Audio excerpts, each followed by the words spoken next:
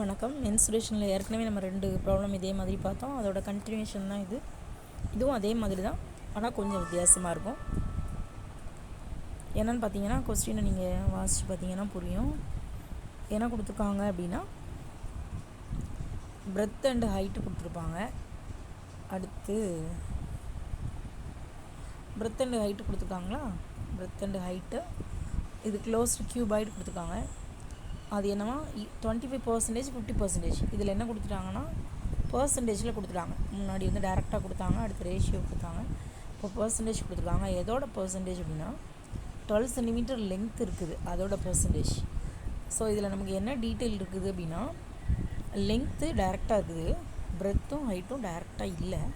அந்த ரெண்டையும் நம்ம வந்து கன்வெர்ட் பண்ணிட்டு அடுத்து டோட்டல் சர்ஃபேஸ் ஏரியா கண்டுபிடிக்கணும். டோட்டல் சர்ஃபேஸ் ஏரியாவுக்கு ஆஸ் யூஷுவல் இந்த சேம் ஃபார்முலா தான், அதனால் பிரச்சனை இல்லை. ஸோ லென்த்து நமக்கு கொடுத்துட்டாங்க, எல் கொடுத்தாச்சு.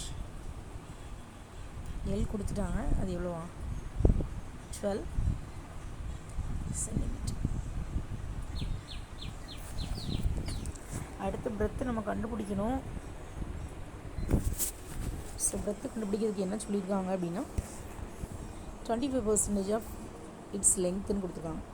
அப்போ லென்த்தில் இருந்து 25% 25% எவ்வளோ 25/100 போட்டுக்கலாமா?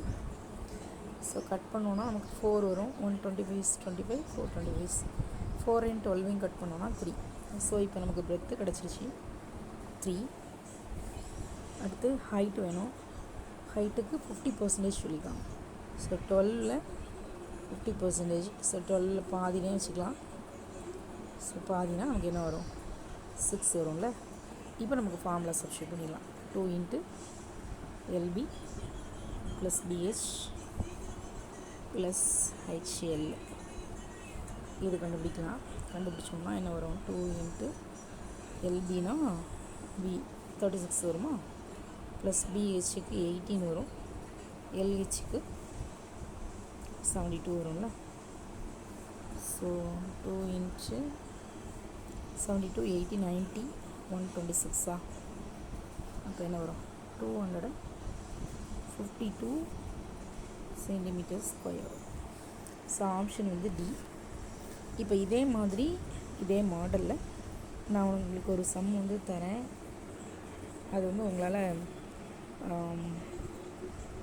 உங்களுக்கு ஆன்சர் தெரியுதா அப்படின்னு பாருங்கள்.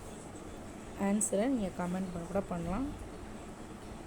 இல்லை உங்களுக்கு கமெண்ட் பண்ண இஷ்டம் இல்லை அப்படின்னா நீங்கள் ஒர்க் அவுட் பண்ணி பாருங்கள். கமெண்ட் பண்ண இஷ்டம் இல்லைன்னா ஒர்க் அவுட் பண்ணி பாருங்கள்.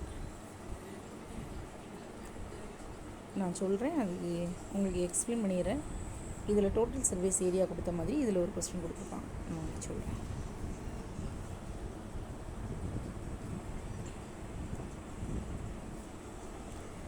கியூபாய் டைமென்ஷன் கொடுத்துருக்காங்கல்ல, கியூபாய் டைமென்ஷன் கொடுத்துருப்பாங்க. இந்த இருக்க பாருங்கள், ஒரு செகண்ட். ஸோ இது ஆல்ரெடி நம்ம முடிச்சிட்டோம். நான் இன்னொரு சம் உங்களுக்கு சொல்கிறேன், இதே மாதிரி இருக்கும். அதுவும் ப்ரீவியஸ் இயர் கொஸ்டின் தான், அதனால தான்.